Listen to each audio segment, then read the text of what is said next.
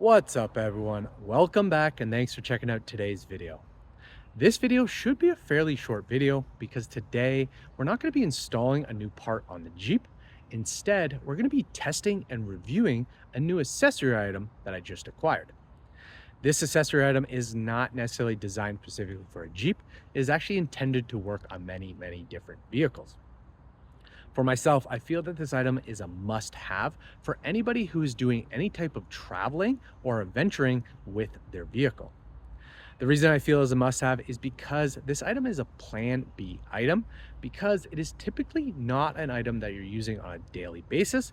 It is more of an item that you will need in certain situations, and when that situation occurs, it is great to have it. The item that we're going to be reviewing and testing is the Vtoman X1 jump starter and air compressor. This is model number JS-211, and you can get this item off Amazon for $129.99. As usual, I'll put a link below if you want to go check it out for yourself and find out more details. But in this video, what we're going to do is we're going to go through the specs about this unit. We're going to show you what comes with it.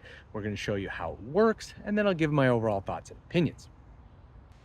This unit has a peak current of 2,500 amps, and it can jumpstart up to an 8.5 liter gas engine or a 6 liter diesel engine. The air compressor in this unit has a max PSI of 150, and it includes 4 different inflation modes. First mode is for inflating balls or inflatable toys. The next is for inflating bike tires. Then we have car tires, and then we have SUV tires. Along with the air compressor and the jump starter, this unit also has 2 additional features built into it. First, it has an integrated flashlight, which also includes some safety light settings. Then this unit also has the ability to be used as a power charger, where you can actually charge your electronic devices through this unit. As you can see, this unit is well-rounded and has a lot of built-in features, so I'm excited to see how it works. What we're going to do is we're going to take a look at the unit and see what it comes with, and then we'll get into figuring out how it works. As you can see, this unit comes with this nice canvas storage bag. The storage bag has this nylon strap on it for carrying and hanging. On the back, it has a mesh pocket, which you can add additional items to the storage bag. The top of the bag is secured with Velcro to help keep the unit inside. On the inside, we actually have 2 compartments. One is for the unit itself, and the other one is for all the cables. So let's take this unit out of here. This unit is a pretty good size. It's definitely not too big, and it's definitely not too small. On the back here, we got a bunch of instructions on how to use the inflator, how to use the jump start, some details about the unit, and then of course, a bunch of warnings. On the sides here, we've got our vents, which are probably for taking in the air for the air compressor. So there's one on each side. On the top here, we've got a barcode or a QR code, which probably takes you to instruction manual to get more details. Up here, we have a rubber covered plug, which is for the jumper cables, so those are going to go right in there. The rubber cable is probably to keep yourself away from touching those two in accident, so that keeps it nice and safe. On the top, we've got our integrated flashlight here. We've got looks like a DC plug, or so, I don't know exactly what plug that is, but it looks like a 15-volt plug. We've got a USB-C plug, which is 5 volts, and then we've got a USB, which is also 5 volts. Caution hot sign, so I'm assuming this unit might actually get warm when it's in use for a long time. And then here we've got our port for the airline, so that's where the airline will go in. On this side, we've got our button for our light, and then on the front, we've got our LCD screen. We've got an up-down adjustment dials, power button, and mode button. So what we're going to do is we're going to turn this on. So I know you guys can't really see that because it is flashing a little bit, but basically it has a little car symbol on this side, battery symbol on that side, 0.0 in the middle, which is the PSI level, and then it's got bar. So what you can do is you actually can click the mode button, and that will start the flashing of the modes. So here you can change the mode from SUV to car to bike to ball. So you can change that to any way you want. So let's put it on SUV. Then if you press the mode again, it's going to flash, the bar is flashing this time. Now by pressing the up and down, you can actually change whether it displays in PSI, kPa, or bar. So we'll put this to PSI.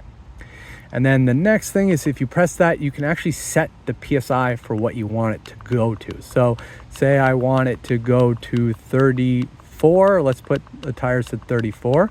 So we will put that 34 and we'll let it flash, and it will eventually kick out of the mode. As now it went back to 0, so we know we're out of the mode.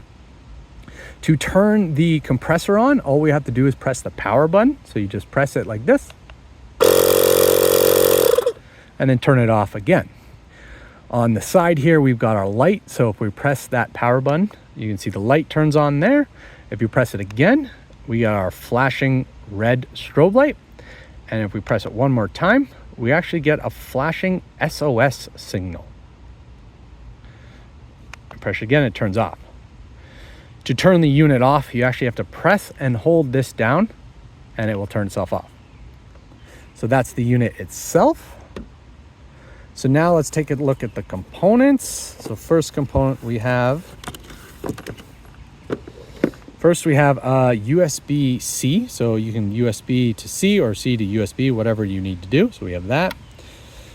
Then we have some components here for air filling nozzles. So it looks like we have the one for filling balls, inflatable toys. I'm not sure what that one is for, but yeah, another option as well. Then we have our air line right here. So we have the air line with a lock-in valve at the top, which is great to see. Oh, that piece it goes in there to screw in the piece as well. Same with this. And that screws into the unit at the top right here. So that's where that will go. And then the next part that we have is our jumper cables right here. So we have our plug that's going to go into the unit right there. So that's going to go in there, and then simple short cords. They are pretty short. I wish they maybe were a little longer, but maybe that's not a problem because this is so portable. Now that you know what this unit is, what it comes with, and how the buttons on it work, what I'm going to do is I'm going to show you how to use it to jumpstart your Jeep.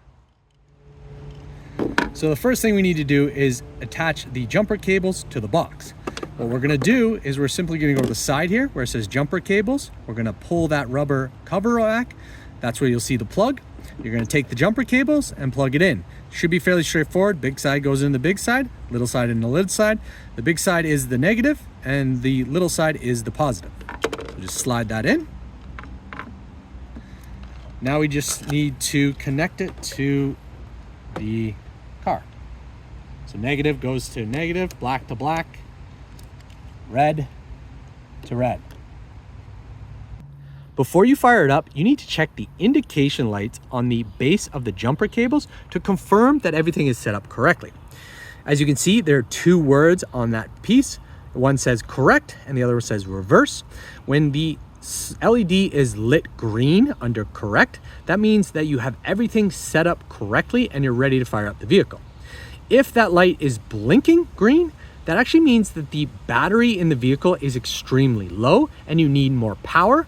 So what you do in that case is you go and press the boost button located right above that LED, click that, and that will give you the added power to fire up the vehicle. If the light under the reverse is red, that actually means that you've put the jumper cables on incorrectly and you actually need to pull them off and flip them around. So now that we are green, we are good to fire this up and get it started.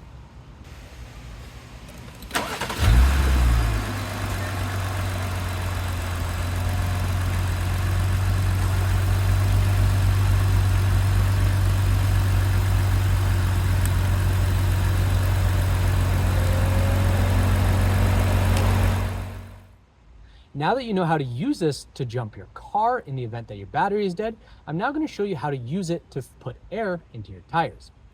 So first, we're going to have to connect the air line to the box, and all you're going to do is screw this yellow end into there.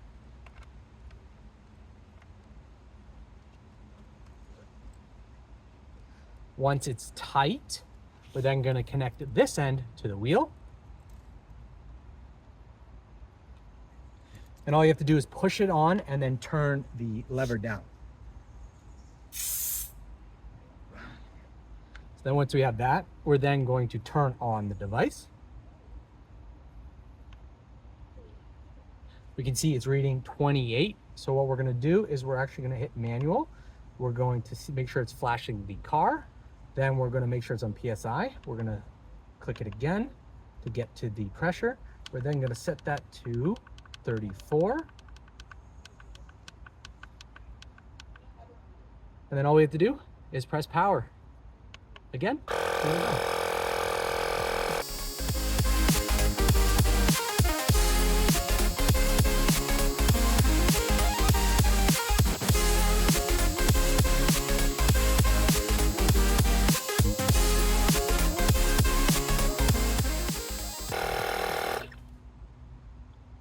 So once it hits the desired PSI, as you can see, it will stop and then we're good. So what I'm gonna do is I'm gonna use this on all 4 of my tires to get them all to 34 PSI so that I'll know I'll be even all around.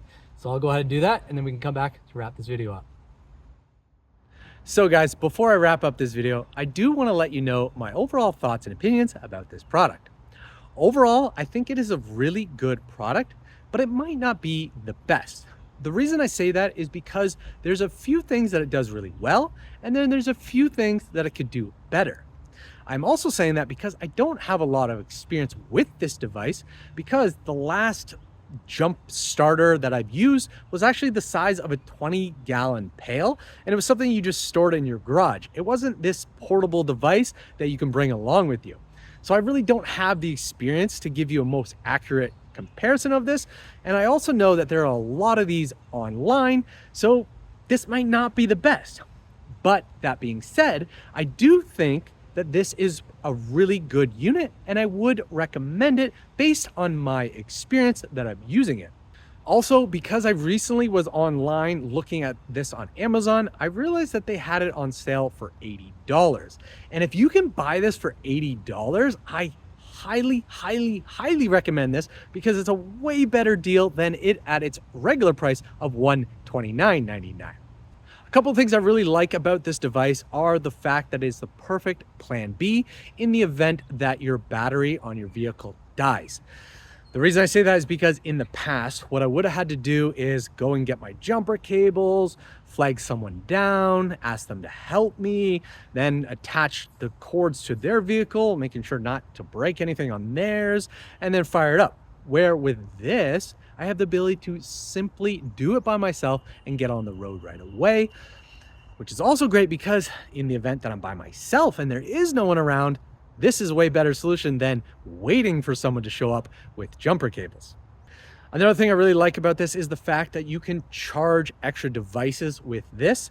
So an example, when I'm filming this video and my phone starts to die, I can simply plug it into this, get some extra power, and finish the video. The next thing I really like about this is the air compressor feature.